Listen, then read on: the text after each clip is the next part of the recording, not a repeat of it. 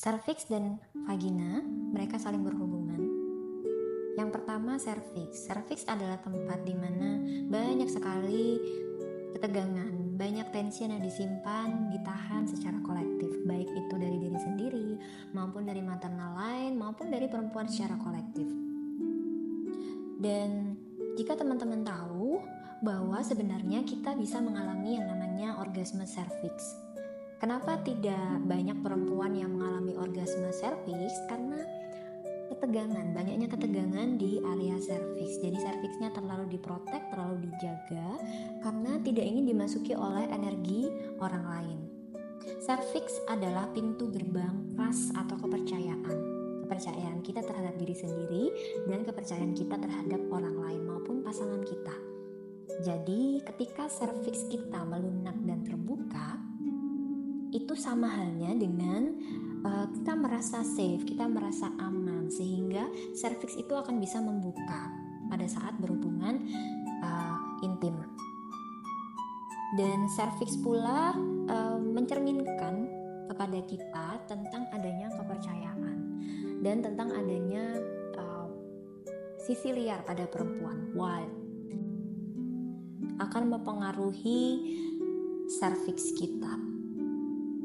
Jika kita tidak merasa aman, tidak merasa percaya pada pasangan kita, maka otot-otot serviks itu akan menutup, akan mengeras, dan seakan-akan dia seperti benteng yang tidak ingin dimasuki. Karena dia tahu bahwa sesuatu itu datang untuk dia dalam hal yang menyakitkan, termasuk selama hubungan seksual. Ya, ketika berhubungan seksual kan masuk ke dalam vagina, kemudian seperti ibaratnya memukul serviks. Jadi serviksnya akan semakin keras, banyak ketegangan di sana, dan terjaga sangat ketat. Dan serviks ini merupakan portal pertama untuk memfilter emosi yang akan masuk ke rahim. Serviks juga menjadi gerbang ketiga dari ruang rahim. Nah, sebenarnya kalau teman-teman tahu cara untuk menstimulasi serviks dan mengalami orgasme serviks, ini akan membuka blok emosi di heart chakra atau di area dada teman-teman.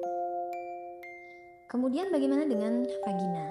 Nah, vagina dan serviks ini satu kesatuan teman-teman. Jadi dari serviks di bawahnya ada vagina. Nah, vagina biasanya terkait dengan topik seputar ketakutan seputar seksualitas, tentang penerimaan, tentang menerima energi orang lain. Jadi ketika ada gangguan di sekitar vagina dan serviks, biasanya terhubung dengan masalah maskulin keeper atau masalah pria atau masalah pasangan, yang terhubung juga dengan isu ketidakpercayaan, patah hati, pengkhianatan, dan apapun itu yang berhubungan dengan pasangan. Dan kalau misalnya teman-teman punya gangguan di area vagina tapi belum terlibat dengan pasangan, belum punya pengalaman seksual, maka mungkin ini didapat atau diwariskan dari maternal lain, dari ibu, dari nenek yang mungkin punya pengalaman pahit seputar pasangan atau trauma seksual, ya contohnya gangguan seperti vaginismus, atau mungkin dari pengalaman past life.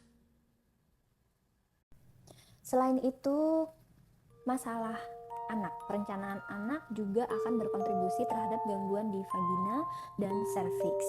Dan nanti juga akan berkontribusi gangguan juga di rahim. Ketika ada hubungannya dengan kehamilan yang belum selesai, contohnya keguguran, dia akan menimbulkan trauma pula.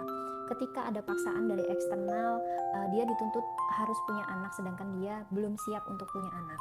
Itu juga akan melibatkan atau memberikan gangguan di vagina, serviks, dan rahim pula. Jadi isu pregnancy ini juga akan mempengaruhi kesehatan organ seksual dan rahim.